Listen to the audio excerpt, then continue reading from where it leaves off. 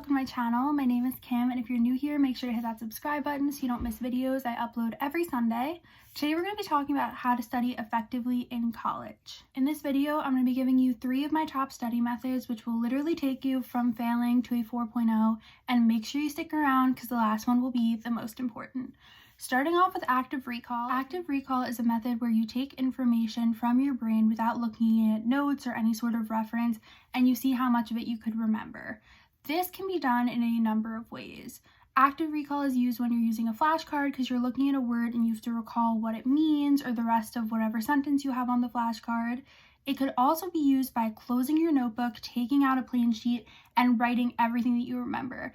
I highly recommend doing this right after lecture, like stay 5 minutes after, close the notes you took from that lecture, and see how much you remember. Believe it or not, just doing this one thing, 5 minutes after lecture every day, seeing what you can pull out of your brain, you'll remember so much more when it comes time to review for the test. It's insane.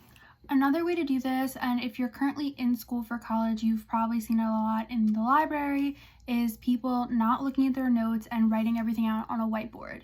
If you're looking at your notes and you're just transferring it onto the whiteboard, it's probably not doing much. But if you're going solely off memory, even if you make mistakes and you cross-reference it after and you see what you have wrong, that's really using your brain. Your brain is actively engaging in the activity, and you are learning so much more effectively that way than when you just copy your notes on to the whiteboard.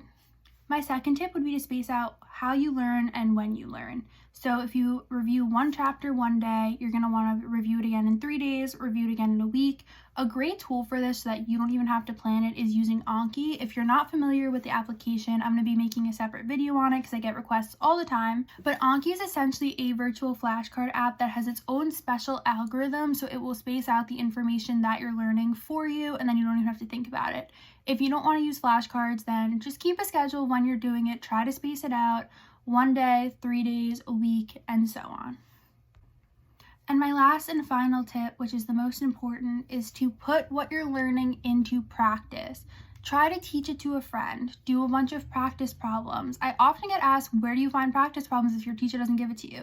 Check your textbook. If you search online, if you're taking like a class that everybody takes, like Gen Chem, you can search and you could find for pretty much any unit practice questions online. Like there are questions all over. So either from the textbook or from online is where I would recommend if your teacher doesn't give you questions, but make sure that you're completing a bunch of questions before the test, because memorizing and knowing information is one thing, but understanding it is another.